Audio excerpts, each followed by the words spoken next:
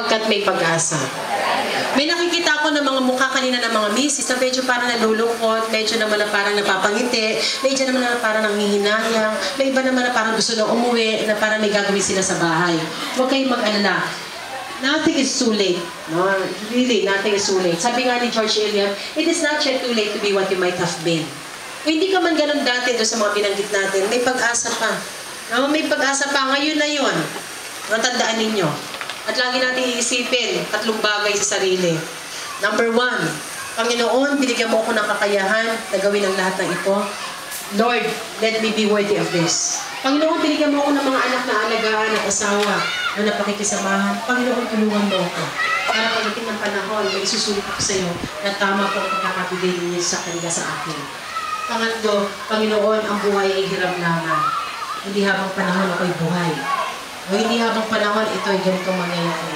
Kaya Panginoon, lahat po na aking gagawin sa aking buhay, masa pamilya, masa trabaho, masa kapitbahay, masa community, masa sa personal na buhay ko, Panginoon, ikaw ang manguna.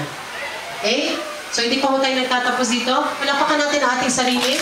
Palapakan naman natin ang ating Panginoon Diyos. Siyempre, palapakan natin ang multiple intelligence. Okay?